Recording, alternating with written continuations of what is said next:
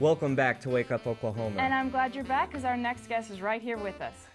We are here with Mark Nehrenz, who's originally from Norman, Oklahoma, and traveled to Africa. He studied abroad, and you also went on another trip, right? Yeah, I studied abroad in South Africa last semester, so all fall semester I was there. And then in May, before that, I went to Kenya for 3 weeks on a trip. We did an arts camp at an orphanage. And you just went back, didn't you? And I just went back a month ago for about 11 days, which is a long story.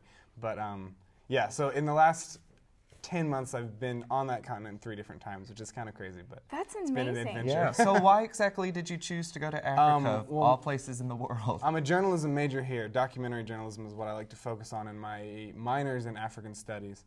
And I've been involved with this organization called Invisible Children since I was a freshman, and they make documentaries in Africa, in Uganda. And I was inspired by what they do and said I kind of want to do documentary work in Africa too, because there's so many stories to tell there. And so you shoot documentaries and tell stories. How many documentaries and topics do you deal with? On my website, I think I've got upwards of 30 to 40 different videos I've done. Wow. Not all of them are like full. I've got like 15 short documentaries, but anywhere I'll go, I just try to tell the story of that place. So the topic ranges from, you know, something really fun like just someone's house and a tour of it, their village, or like an orphanage or a program, different just stories of wherever whatever I'm able to see. Is there something you're really wanting people to understand from your work? Yeah, that Africa's a continent. It's not just one place where there's like disease and famine. It's 54 countries of beautiful people, and like all the problems you hear about on the news is not all that's going on there. So I kind of try to tell like the positive things that are going on, because people don't see that in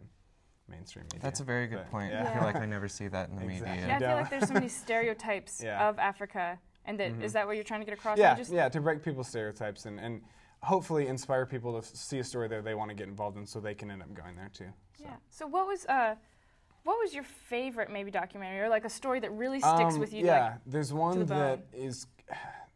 The video on online is called "They Are Together." There's this orphanage in South Africa where these kids in the orphanage sing in a choir that has toured the world, London, New York City, California, but they're literally all HIV orphans. And there's a movie about them called "We Are Together," like a nationally renowned documentary that was one of my favorites. And I saw it and I said, I want to go visit those kids.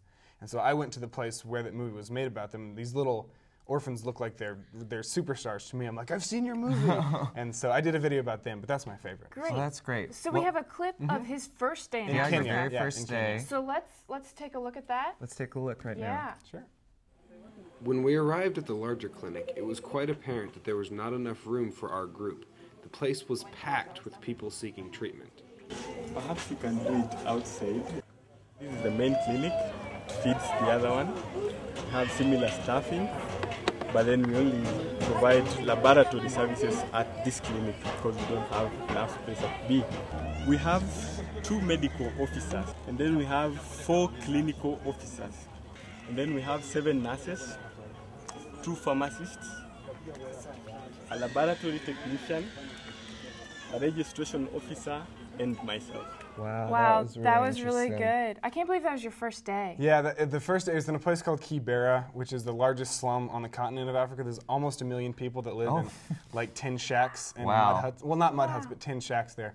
But the reason we went there is that place does lots of youth programs and outreach in this slum. It's called Carolina for Kibera, from the University of North Carolina. They won an award last year called the Oklahoma City Bombing Memorial Reflections of Hope Award. So the Bombing Memorial Foundation, the city, gives an award to an organization that's doing work in the face of like political violence. And there was an outbreak of violence in Kenya last year. They did a lot at that organization, so that's how we ended up visiting there and seeing the programs that they're doing. So Oklahoma's involved with Africa more than we'd ever much imagined. More than you know. And so that's kind of what my mission has been here, is to get.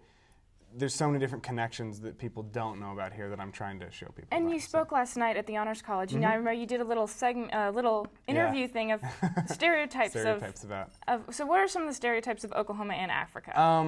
In Africa, in South Africa, people have no idea where Oklahoma is. And then they have this restaurant that's like a Native American themed, and they think there's just Indians here running around and people riding horses and teepees. I think people in America still think that sometimes. Exactly. Yes, my friends back home in Virginia are like, so do y'all ride horses? Exactly. But anyways. And then the stereotypes here, a lot of Americans think that it's just lions and tigers and giraffes and stuff. Great. Well, thank you so much, Mark. Thank you and so we will much. be right back doing...